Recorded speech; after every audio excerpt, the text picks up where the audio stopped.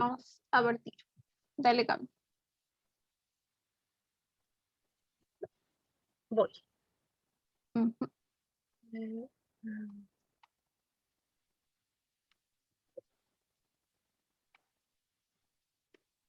Dame un momento. No.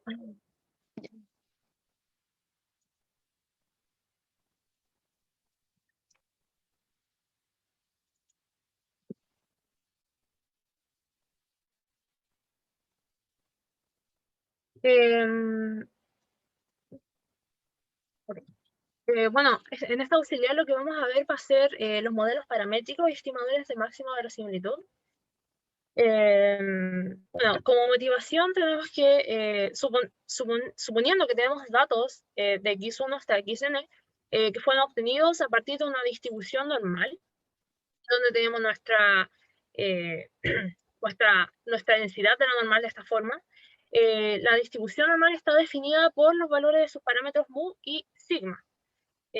Para el caso de la distribución Bernoulli, la Poisson, la exponencial, todas están determinadas por sus respectivos parámetros. A este tipo de distribuciones les llamamos nosotros distribuciones paramétricas.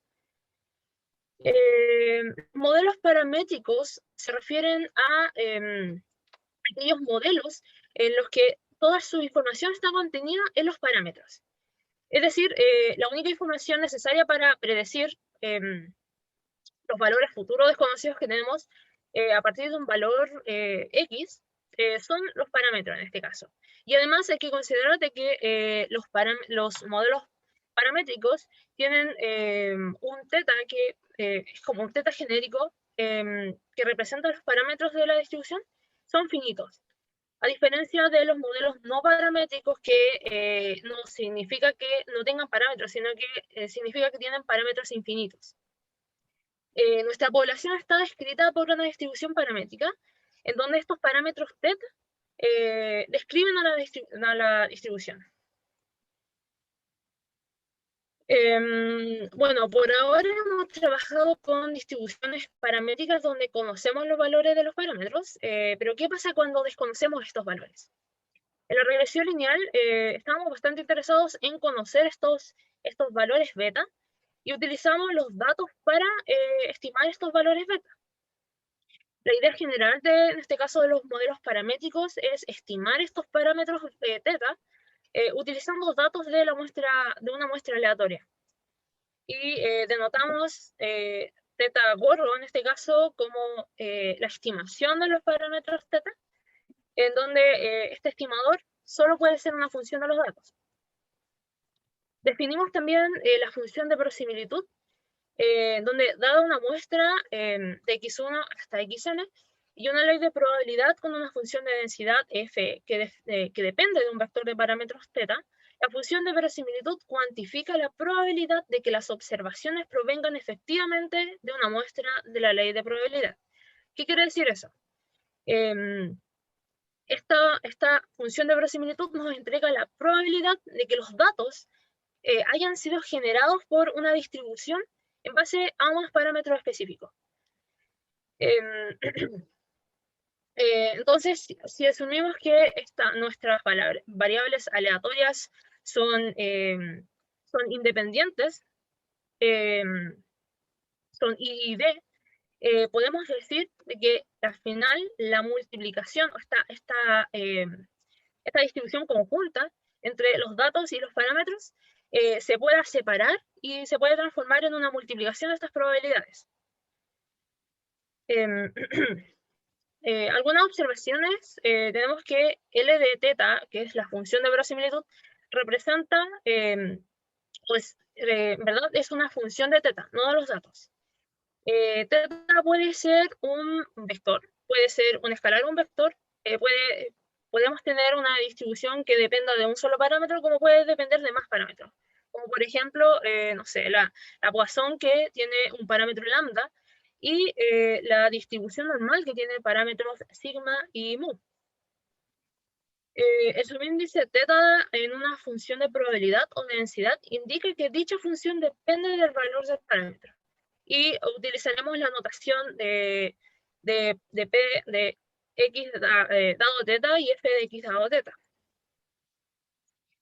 Bueno, como dije en delante, la función de verosimilitud cuantifica la probabilidad de que las observaciones x sub 1 hasta x sub n provengan efectivamente de una distribución de parámetros θ. Entonces, lo que buscamos con todo esto es encontrar los parámetros que nos maximizan esta probabilidad. Entonces escribimos, finalmente nuestra optimización es maximizar o encontrar este θ que maximiza nuestra función de verosimilitud, donde es representada por esta expresión de aquí. También notamos que la función de verosimilitud es una multiplicación de términos y en ocasiones es más fácil utilizar el logaritmo de la verosimilitud, porque hay expresiones que se nos hacen más fácil para calcularlos. Por ejemplo, en el caso de la distribución normal, tenemos exponenciales dando vuelta y al aplicar el logaritmo, esto se nos simplifica. Y lo bueno es que la función de logaritmo, al ser monótona, hace que finalmente lo máximo de la verosimilitud sea igual al máximo de la log verosimilitud. De hecho, tengo un GIF que ayuda como a observar esto. Este representa el logaritmo de la verosimilitud y aquí está graficada la verosimilitud. Entonces, como el máximo de aquí corresponde al máximo de acá. Y lo otro también, aquí igual se puede ver bien cómo simplifica esto. O sea, tenemos el logaritmo de una multiplicación de términos y al aplicar el logaritmo tenemos al final la sumatoria de los logaritmos de estas probabilidades. Y bueno, ahora nuestro problema de optimización queda un poco más fácil y lo que buscamos es buscar estimar estos parámetros θ que maximizan la log verosimilitud. Y por último, el estimador de la máxima verosimilitud corresponde al parámetro θ, que está definido como el argumento máximo que hace que sea el mayor valor de la log verosimilitud. Eso, Flo. Dale, voy yo.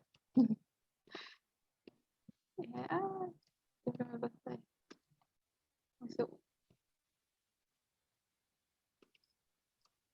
Ya, bueno, entonces, haciendo un poco doble clic a lo que decía la Cami, la función de verosimilitud, tanto para variables discretas como para continuas, es muy similar. Lo único que cambia es si se toma la función de densidad o la probabilidad.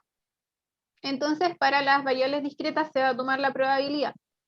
Y va a estar definida como la función de probabilidad conjunta de x1 hasta xn evaluada en x chica 1 hasta xn. Entonces, siendo x una variable aleatoria discreta con distribución de probabilidad x dado θ, y se tiene x1, x2, xn, una muestra aleatoria simple de x. Su función verosimilitud va a tener la notación que aparece ahí con L. A ver, tengo un puntero, creo. Acá, ya. Va a tener esta notación, que es la de la función verosimilitud, que va a significar que es la probabilidad conjunta, que es decir, cada x evaluado en x chico, dado θ. Sin embargo, por ser independientes, estas probabilidades conjuntas se pueden separar en una multiplicación de esas probabilidades para cada uno. O sea, para x1, la probabilidad multiplicada por la de x2 hasta xn. Y finalmente, por ser idénticamente distribuidas, uno puede tomar esto como la pitatoria de la probabilidad de x que sea igual a x sub i dado θ. ¿Por qué? Porque si es que son idénticamente distribuidas, la probabilidad va a estar también idénticamente distribuida. Entonces, para el caso de las variables, ¿cómo avanzo aquí? Ya.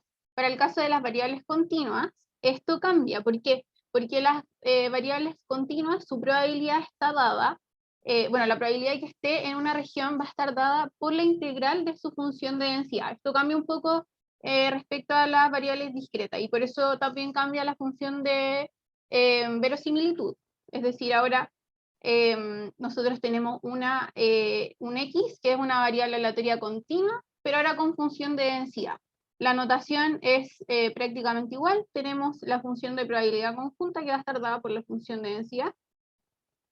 Por ser independientes, también la podemos dividir como la multiplicación de cada una de sus funciones de densidad, evaluada en cada uno de los X chicos desde 1 hasta n, y finalmente por ser idénticamente distribuidas tenemos la pitatoria de esa función densidad. Es lo único que cambia. Para discretas tenemos la probabilidad y para continuas la función de densidad, pero eso va a estar dado siempre en el examen, en el control. Simplemente ustedes tienen que aplicar la pitatoria para calcular la función de verosimilitud.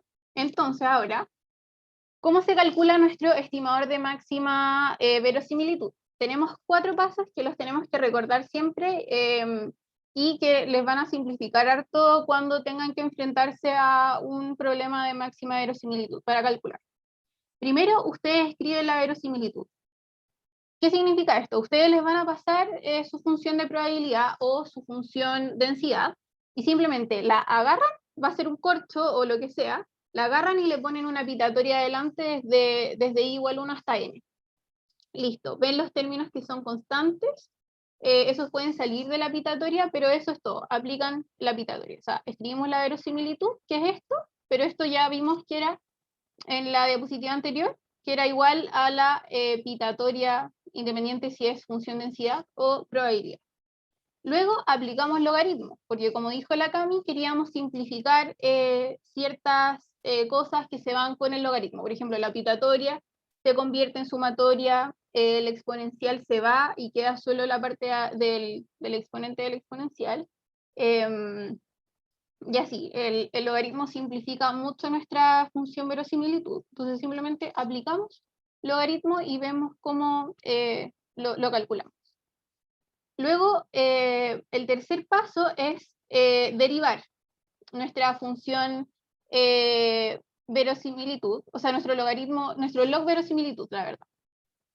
¿Y por qué derivamos? Porque necesitamos encontrar nuestro teta. Entonces, tal como lo hacíamos en Econo, en Opti, tenemos que derivar e igualar a 0 y lo vamos a encontrar. Entonces, agarramos nuestro log verosimilitud y lo derivamos con respecto a teta. Ya vamos a ver en la práctica ejercicios, pero se van a dar cuenta que, bueno, obviamente se nos van a ir todos los términos que no tengan teta, y eso iba a quedar mucho más chiquitito, y luego ese término que nos va a quedar lo vamos a derivar, obviamente, si no lo han derivado, y vamos a encontrar nuestro teta. Pero, ¿cómo sabemos si es que es nuestro estimador de máxima verosimilitud? Para eso está el paso 4, que es comprobar que efectivamente sea un máximo y no un mínimo, o no sea simplemente. Y para esto tenemos que derivar nuevamente el término con respecto a teta y ver si es que es negativo, es decir, es menor a 0. Entonces tenemos 4 pasos. Primero, tenemos la función verosimilitud, que es la pitatoria del corcho que ustedes tengan. Aplicamos logaritmo al segundo paso. Derivamos con respecto a teta, igualamos a 0. Y por último, derivamos nuevamente para comprobar que es máximo. Y eso sería todo. No sé si tienen dudas de esta parte, como para seguir con las preguntas y ya puedan ver en la práctica cómo se calculan cada estimador de máxima verosimilitud, tanto para continuas como para discretas. Si no, podemos seguir al tiro con las preguntas. Parece que no. Dale nomás, Cami. Ya. Si tienen cualquier pregunta, nos pueden interrumpir durante estamos explicando y todo. Bueno, la pregunta 1 tiene que ver con una variable aleatoria discreta. Suponemos que tenemos una muestra aleatoria con variables aleatorias que distribuyen de forma que tienen una distribución de Poisson con media lambda. La pregunta 1 es encontrar el estimador de máxima verosimilitud para lambda y encontrar el valor esperado y la varianza de este estimador. Entonces, Bien, recordando que la distribución, o sea, que la función de distribución para el caso de la variable aleatoria que distribuye de forma Poisson es de la forma, la probabilidad de x igual a x exponencial de menos lambda por lambda a la x partido por x factorial. Recordando los pasos que mencionó la Flo, el paso 1 en este caso vendría siendo definir nuestra función de verosimilitud, que es de la forma, vamos a denotarlo por L de lambda, que este de aquí era nuestro parámetro θ que antes mencionábamos, y tendríamos una multiplicación, en este caso, de todas las variables, en este caso, para cada una de las variables aleatorias de la muestra, hasta x de n. Y esto de aquí se nos transforma, perdón, esto bajo el supuesto de que las variables son independientes.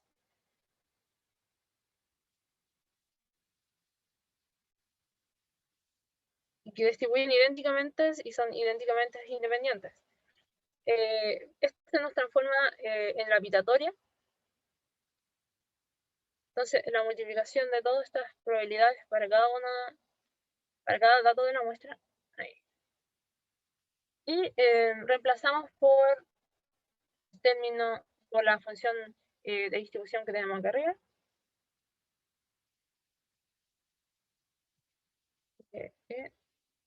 Lambda por lambda a la x y factorial.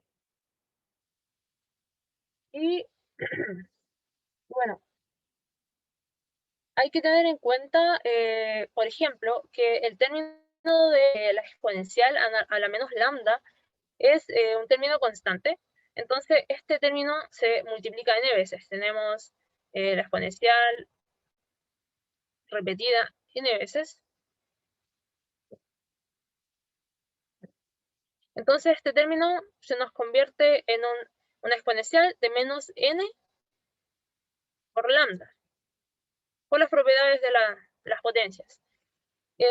Lo mismo pasa para el caso de lambda, pero a diferencia de ser un n por x sub i, teniendo en cuenta de que tenemos una vitatoria que depende de y que tenemos una x que depende de y, que va cambiando, esto de aquí se nos transforma en la sumatoria de x sub i. Y para el caso del factorial queda exactamente igual, pero con la pitatoria. Entonces, aquí tendríamos nuestra función de verosimilitud. Como ven, si quisiéramos derivar esto, igual nos costaría un poco. Esa es como la idea de ocupar el logaritmo de la verosimilitud. Es por eso que el paso 2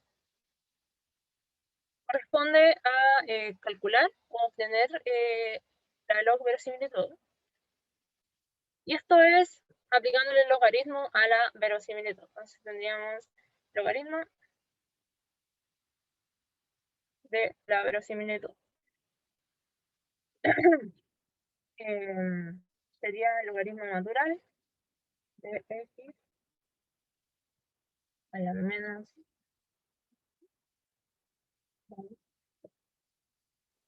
Una pregunta. ¿Sí? En este caso, en un caso muy hipotético, si es que quisiéramos derivar la verosimilitud a lo desquiciado, igual podríamos saltarnos como el paso de aplicar el logaritmo, así como hipotéticamente hablando. Claro, o sea, la idea de ocupar el logaritmo más que nada, no sé, aquí igual son ejemplos bastante de juguete, digamos, pero igual a veces el tema como el poder computacional igual afecta a ese tema.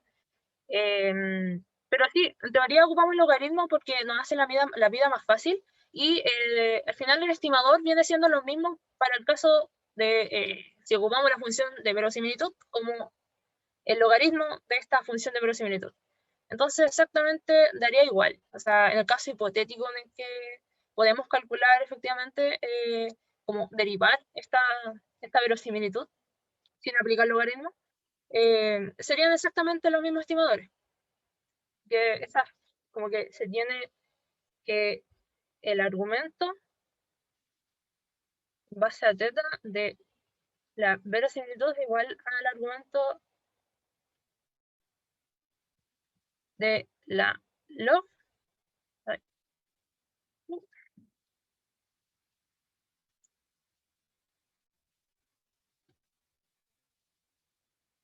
Esto. Entonces, sí, se podría como saltar ese paso. Se podría. No se recomienda, pero se podría. Gracias. Bien. Y, bueno, me faltaba la pitatoria. Aquí. Bueno, aplicando el logaritmo nos quedaría finalmente menos n por lambda menos logaritmo natural de la pitatoria por i, esto b, más el logaritmo de esta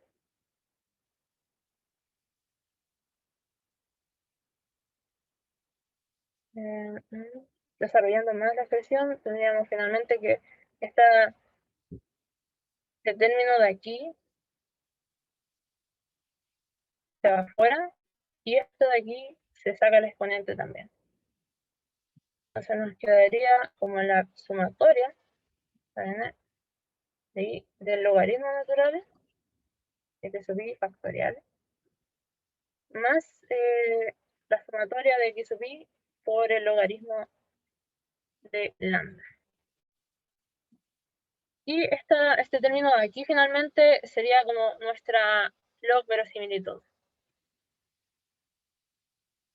Y cuando nos piden como calcular el logaritmo de la verosimilitud, vendría siendo efectivamente este término de aquí, como lo más desarrollado posible, porque ahora viene el paso 3, que corresponde a aplicar las condiciones de primer orden para calcular el estimador de lambda en este caso.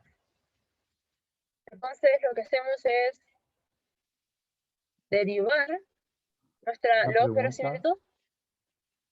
¿Sí? Una pregunta, estoy cachando lo que estamos haciendo así matemáticamente todo, pero ¿cuál es la interpretación del resultado que vamos a obtener? Ahí estoy perdido. Como ¿qué voy a lograr sabiendo el estimador de máxima verosimilitud? Lo que, bueno, nos entrega básicamente los parámetros que hacen que, a ver, como la verosimilitud o la función de verosimilitud, lo que nos entrega es como una probabilidad de que los datos hayan sido generados bajo una distribución que tiene ciertos parámetros. Claro, como que tú tratáis de encontrar el estimador que haga como más verosímil como para encontrar tu set de datos originales. Ya, claro. Pero en este caso Entonces, tendría que ser respecto a la distribución Poisson con la que partimos, ¿cierto? claro, porque la verosimilitud, en este caso, la función de verosimilitud solamente es una técnica que aplicamos, como que la forma y todo el resto depende de la distribución en sí. Como que Claro. la verosimilitud es lo que se quiere hacer, pero en base a la distribución Poisson en este caso. Van a ver igual después con el tema del paso continuo, que cambia totalmente con el tema de la normal. Entonces, ahí, claro, ahí es otro caso, digamos. Pero básicamente eso, queremos como cuantificar, tener como la probabilidad máxima de que los datos hayan sido generados por una distribución, con esos parámetros.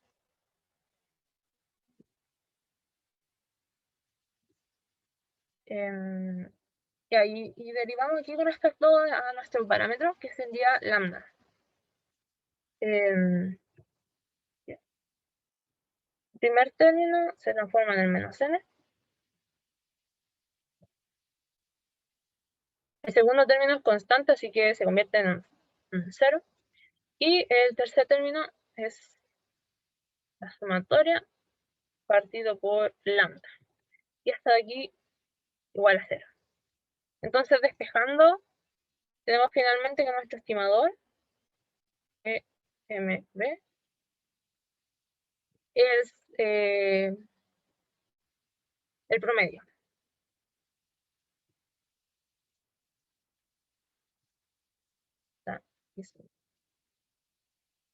Entonces, aquí encontramos nuestro estimador de máxima verosimilitud. Y bueno, y el paso 4 vendría siendo comparar efectivamente que este es un máximo. Y para eso calculamos la segunda derivada de nuestro logaritmo, de nuestra log verosimilitud. Y, perdón, sí. Que sería, bueno, n es constante, entonces tendría que ser 0, que quedaría una sumatoria de esto por lambda cuadrado. Bueno, y esto de términos negativos, así que podríamos decir que y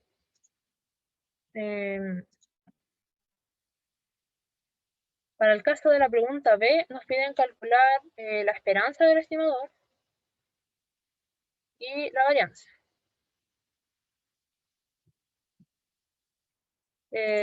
Para esto, reemplazamos nuestro estimador con el estimador que nos dio anteriormente, que vendría siendo este promedio.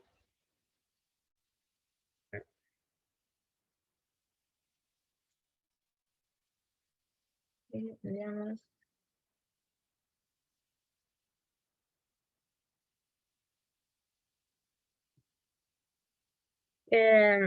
por propiedades de la esperanza se saca las constantes afuera, y por linealidad también de la esperanza tenemos que la esperanza de la suma es la suma de la esperanza, en este caso de las variables aleatorias, entonces tendríamos la sumatoria de la esperanza de x sub i.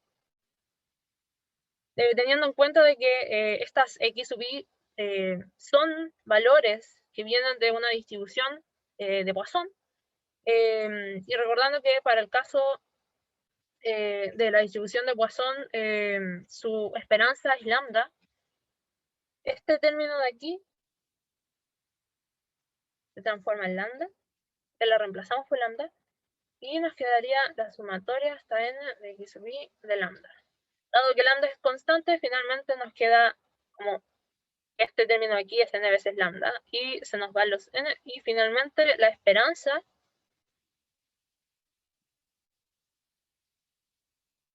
de nuestro estimador efectivamente es el parámetro de la media de la distribución de Poisson. Para el caso de la varianza, hacemos exactamente el mismo reemplazo.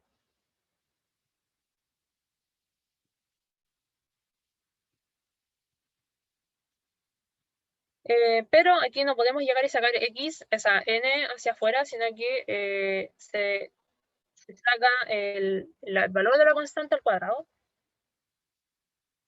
Y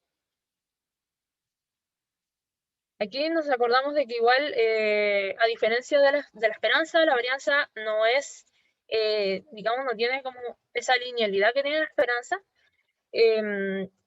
porque hay que recordar que la suma de variables aleatorias es efectivamente la varianza de cada una de las variables aleatorias, pero con un término de covarianza entre las variables. Pero hay que considerar que en este caso las variables son independientes. Entonces podemos llegar y aplicar que la varianza de la suma de estas variables aleatorias efectivamente es la suma de las varianzas de las variables aleatorias aquí. Y bueno, recordando también que para el caso de la distribución de Poisson, la varianza es también lambda, reemplazamos por lambda.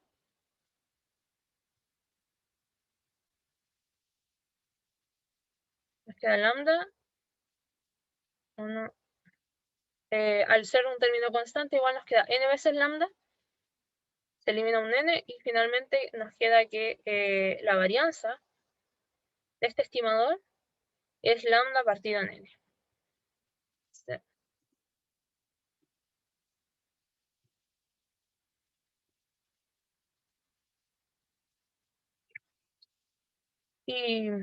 Y bueno, esa ha sido la P1. No sé si tienen alguna duda. No. Para pasar a la P2. Ya, dejo de compartir. Ya. Dale. Parece que no hay dudas. Quedó todo muy claro. Ya. Démosle con la P2 entonces, que es, como le adelantábamos, es de caso con variable continua. Entonces tenemos, dice, sea una muestra aleatoria I sub 1 hasta I sub n, cuya función de densidad está dada por esto que sale acá, este cortito, si es que I es mayor que 0, y 0 si es que I es menor o igual a 0. Y nos dice que además cumple que la esperanza de I, siendo I la muestra aleatoria, es igual a alfa teta, y la varianza es alfa teta cuadrado con alfa mayor a 0 conocido. Esto es importante, porque después lo vamos a necesitar. Y nos piden encontrar el estimador de máxima verosimilitud para teta y además calcular la esperanza de este estimador. Entonces démosle con los pasos. Como ya, ¿cómo? Ahí sí, ya. Como ya señalábamos, partiendo ya con encontrar el estimador de máxima verosimilitud, pero primero tenemos que anotar que esta función de densidad corresponde a una distribución gamma, por lo que sale aquí, ahí, ya. Por lo que sale aquí que esa es gamma, una función gamma. Y ahora sí, el paso 1 es plantear la función verosimilitud. Entonces, como señalábamos anteriormente, ya. Como señalábamos anteriormente, les quiero pedir perdón por mi letra de qué vaya a hacer con esto, porque estoy con el cursor y no con lápiz y tablet. Entonces, para plantear la función verosimilitud, ¿se acuerdan? Agarrábamos este corto, le poníamos pitatoria adelante y tratábamos de sacar todas las constantes que no fueran adentro de la pitatoria. Entonces, primero vamos a plantear esta pitatoria desde I igual 1 hasta n. Por si acaso después esto va a estar escrito bonito, solo que quiero ir como con ustedes haciéndolo, pero después en la siguiente diapositiva ya va a estar escrito de forma linda. Y vamos a agarrar todo este corto, o sea, hacer 1 partido, perdón. 1 partido en gamma de alfa por teta elevado a alfa por I elevado a alfa menos 1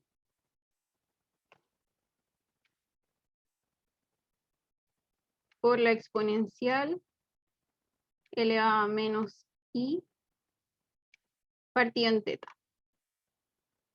Entonces, ¿qué términos pueden salir de acá? En primer lugar, todo esto no tiene I, entonces no va a ir dentro de la pitatoria y va a salir. Y esto, por otra parte, va a quedar como una sumatoria, porque al tener la pitatoria de I, como está en un exponente, va a ser la sumatoria. Entonces, no quería anotar. Entonces, podemos seguir y, como ven, nos va a salir acá este término, va a salir acá, afuera, y va a quedar multiplicado por n, porque sale de la pitatoria. Nos va a quedar la pitatoria de I sub I elevado a alfa menos 1, y esto va a estar multiplicado por la exponencial, como ya les adelantaba, elevado a la sumatoria, porque eso es lo que hace la pitatoria, convierte una exponencial en una sumatoria. Ya. Entonces tenemos listo nuestro paso 1, Esta sería nuestra función verosimilitud. Y ahora vamos con el paso 2 de aplicar el logaritmo a esta función. Entonces, simplemente hacemos logaritmo de esto. Y vamos a tener lo siguiente. Esto va a ser igual al logaritmo de 1 partido en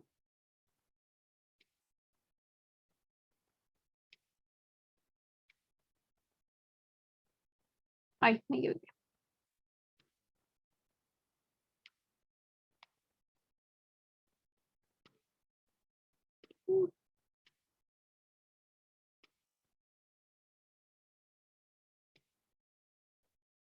Por teta elevado a alfa,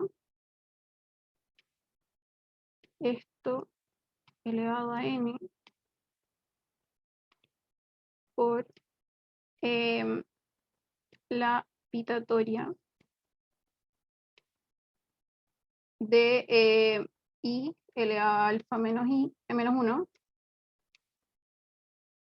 por la exponencial de la sumatoria de i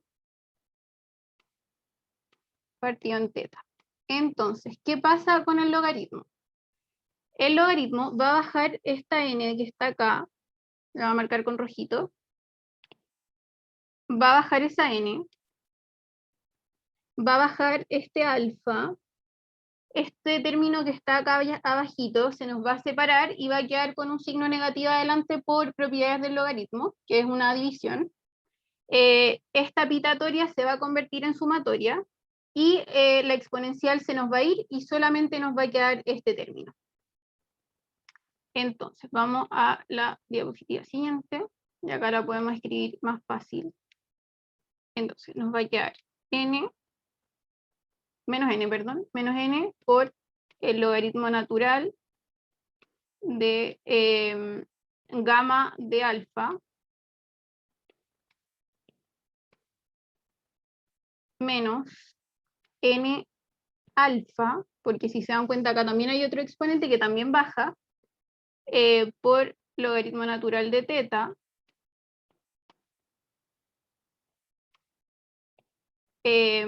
más, va a bajar este exponencial también, alfa menos 1,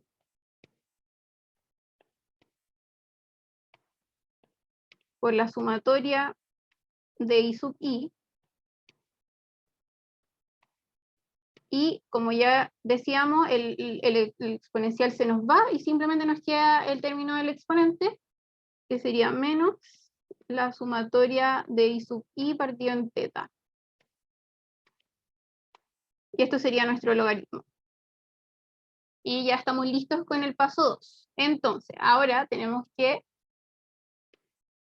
bueno, revisamos que esté bien, acá está escrito bonito, por si no entendieron la letra. Y vamos a derivar ahora en el paso 3. Entonces, para hacer un spoiler del paso 3, ¿qué términos se nos van a ir? Se nos va a ir este término y este término. Y solamente vamos a tener que derivar los otros dos porque no se nos va a ir teta. Entonces, paso 3, derivar e igualar a 0, como ya adelantábamos, y teníamos lo siguiente, teníamos menos n alfa ln de teta menos la sumatoria de i sub i partido en teta. Y esto, si lo derivamos, ¿cómo nos queda? El logaritmo natural derivado es 1 partido el término adentro, entonces simplemente nos va a quedar menos n alfa partido en teta, y luego acá tenemos un teta elevado a menos 1 escondido acá, la teta elevado a menos 1, entonces este menos 1 se multiplica, nos va a quedar positivo, acá i sub i, y va a estar dividido por teta cuadrado. Hoy acá me pasó un poquito, pero está dividido en teta cuadrado, así que no alcanzan a ver el margen de abajo. Y bueno, acá, entonces haciendo de nuevo un resumen, lo que hicimos fue derivar esto, se nos fue esto, se nos fue esto, y cuando ya lo derivamos ahora, nos queda esto y tenemos que igualarlo a 0. Entonces nos queda n alfa por un lado dividido en teta, y la sumatoria de I sub i dividido en teta cuadrado. Y esto va a ser teta igual la sumatoria de I sub i dividido en n alfa. Y esto sería nuestro estimador, entonces le ponemos un gorrito. Y ahí tendríamos nuestro estimador. Pero, ay, perdón, ahí está. Ahora tenemos que ir al paso 4, que es derivar nuevamente y comprobar si es que esto es máximo. Entonces, para esto derivaríamos nuevamente esto.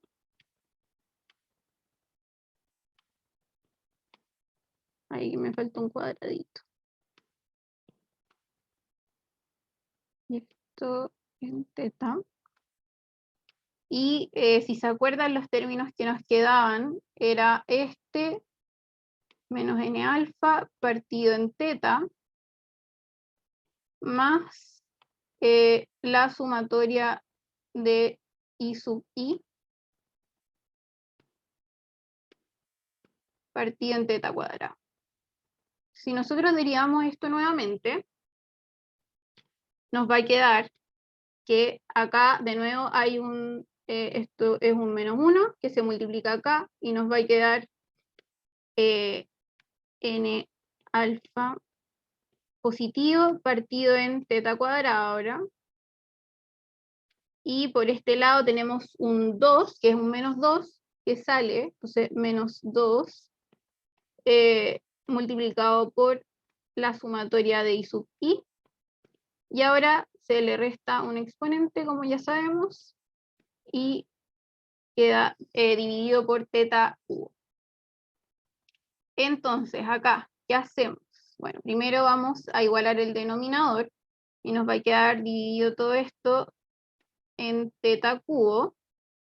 Nos va a quedar n alfa teta menos 2 sumatoria de I sub i. ¿Y cómo comprobamos que es máximo? Bueno, tenemos que reemplazar el teta que habíamos encontrado antes en este término que nos queda al derivarlo. Y por si no se acuerdan, el teta era la sumatoria de I sub i dividido en n alfa. Entonces, como se fijan, si aplicamos acá, en este término de aquí, solo nos va a quedar la sumatoria, porque se nos va a ir este término con el denominador de teta, y nos va a quedar solo la sumatoria de I sub i. Entonces, anotamos esto, sumatoria de I sub i. Luego acá al ladito no nos pasa nada porque no hay ningún teta, ya menos 2 sumatoria de I sub i. Y acá abajo nos va a quedar la sumatoria de I sub i dividido en n alfa y todo esto al cubo. Ya. Y en la siguiente diapositiva vamos a seguir simplificando esta cosita. Entonces, ¿qué teníamos? Bueno, este de nuevo es el resumen, pero haciendo como para que alcancen a anotar mientras yo voy escribiendo, se los dejo aquí al ladito. Pero teníamos que nos quedaba la sumatoria de I sub i menos 2 la sumatoria. Entonces eso sería menos la sumatoria de I sub i. Y esto nos quedaba dividido en la sumatoria de I sub i al cubo. Y este término estaba dividido por un n alfa al cubo, pero como estaba dividido en el denominador, pasa para arriba. Entonces nos queda n alfa al cubo. Ya. Y acá, ¿qué tenemos? Podemos dividir acá, este se nos va con esto, y nos queda acá un 2. ¿Y cómo podemos comprobar que es máximo? Bueno, si se fijan acá en el enunciado, nos dice que alfa es mayor que 0 conocido. N claramente va a ser mayor que 0 porque es el n de la sumatoria y de la pitatoria que va desde 1 hasta un n positivo. Esta sumatoria está al cuadrado, por lo tanto sí o sí va a ser positiva, y tenemos un signo negativo acá. Por lo tanto, claramente podemos decir que esto es menor que 0, porque todos los otros términos son positivos a excepción del signo negativo, y podemos decir que es un máximo. Entonces, acá, bueno, resumen de nuevo, lo que hicimos fue reemplazar por el teta, al encontrar el término de la segunda derivada. Tenemos esto, aquí me había piciado con los paréntesis, pero después se los vamos a entregar bien. Y finalmente acá simplificamos, ¿se acuerdan? Con S acá. Y tenemos que esto es el término que nos queda, que evidentemente es menor que 0. No sé si les queda alguna duda de esta primera parte, sino para seguir a la parte B. Parece que no. Ya. Entonces, bueno, acá nos dice la expresión es necesariamente negativa, ya que la sumatoria será positiva al elevarla al cuadrado, n alfa cubo también, y para el signo negativo al principio sabemos que es menor que 0, por lo tanto es máximo. Ya, ahora vamos con la parte B de calcular la esperanza de teta gorrito. Entonces, acá tenemos que la esperanza de teta gorrito va a ser la esperanza del valor que encontramos de teta gorrito, que era la sumatoria de I sub I partido en n alfa. Y como se acuerdan, como les dijo la Cami, este término es una constante, entonces se va para afuera. Entonces esto sería igual a 1 partido n alfa por la esperanza de la sumatoria de I sub I. Y ahora esto por linealidad, no sé si puedo escribir eso, me estoy arriesgando. Ah, pero tengo esto.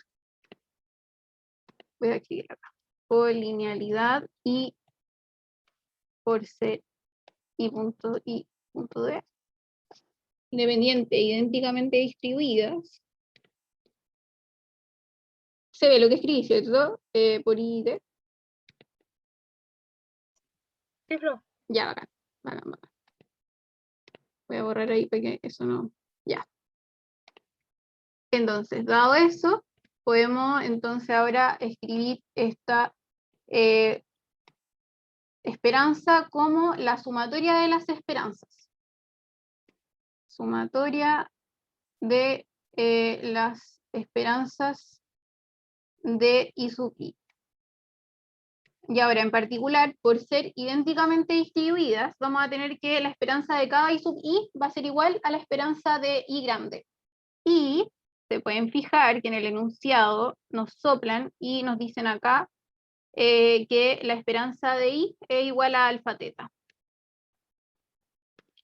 Entonces nosotros simplemente reemplazamos y nos queda 1 partido n alfa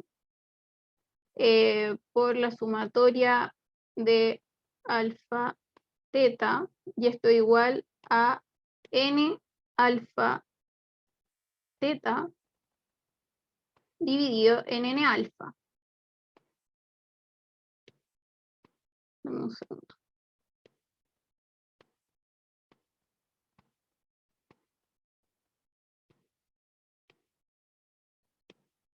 Ya. Y acá se nos va esto y nos queda que la esperanza del estimador es igual al estimador, o sea, a teta. Y ahí podemos decir que teta es insesgado, entre otras cosas que los pueden haber visto en la materia anterior, pero en particular encontramos la esperanza de teta, que es igual a teta. Entonces ahora lo vemos de forma más bonita. Ahí voy a borrar eso. Y tenemos ya un repaso. Entonces teníamos que la esperanza, acá salen las constantes. Por linealidad, vamos a tener luego que la esperanza va a ser la sumatoria de las esperanzas y por ser idénticamente distribuida la esperanza de, perdón, la esperanza de ese I va a ser igual a la esperanza del I grande y simplificando nos queda que es igual a teta. Y ahí terminamos. No sé si tienen alguna duda, si les queda alguna duda del auxiliar, si entendieron bien los problemas. Pero eso sería el auxiliar de hoy día. En verdad es bien mecánico y bien simple si es que uno lo ve con pasos. Y nada, o sea, traten de seguir esos pasitos, no se asusten cuando vean funciones de densidad que sean unos corchos feos o probabilidades que sean feas. Recuerden, siempre aplicamos pitatoria, se nos van las constantes, o sea, no se nos van, sino que salen de la pitatoria, simplificamos algunas exponenciales que tengamos, y luego aplicamos logaritmos, derivamos, igualamos a 0 y comprobamos que sea máximo. No entendí la pregunta de Alonso, vamos a ver máximo a posterior, no entiendo. ¿Cómo máximo? No, al menos este curso no lo cubre. Ya ranking 2 entendí, yo pensé como podría algo cubrirlo. después, sí. No, este Sí, curso sí, no lo... bueno, igual el tema del priori y todo el tema, como que considera el tema de la verosimilitud, pero aquí no. Vemos solamente el estimador.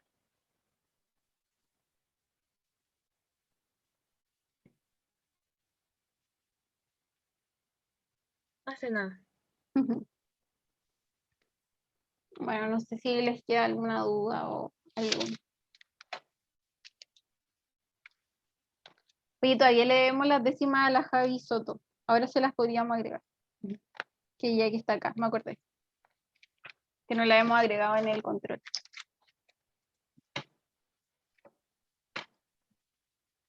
Pero eso, no sé si les quedan más dudas. Si no, hasta acá llega el auxiliar. Disfruten su viernes, vean el partido si quieren. Y aprovechen de descansar el fin de largo. Y eso. Yo tengo una duda, pero de la tarea. ¿Saben cuándo van a estar las notas? De la tarea 1, ¿Sí? van a estar pronto, según yo. Ya están, bueno, están corrigiendo obviamente, pero creo que faltaba algo como de la distribución de puntaje, pero ya estaban corrigiendo, entonces yo creo que tal vez la próxima semana puede que estén, no sé. Antonio, sí hay fin de largo, el lunes es feriado, lo dieron hace nada, como ayer. Pero bueno, en cuanto a la tarea, ya están corrigiendo. Bueno, la profe estuvo enfermita el jueves, entonces no sé si tal vez eso haya retrasado un poco, pero eso, ya van a estar pronto. Si necesitan como la nota de la tarea urgente, tal vez puedan mandar un correíto. Si es que necesitan como algún feedback para empezar la tarea 2, no sé. Ya, gracias. Pero la está corrigiendo la Paz, la Caro y la profe.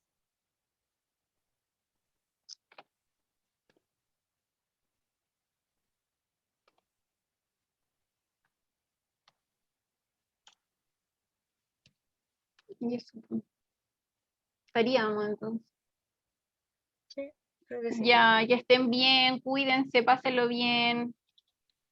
Buen fin de semana. Chao, Chau, gracias. chau. Chao. Chao, gracias a ustedes. Ujú.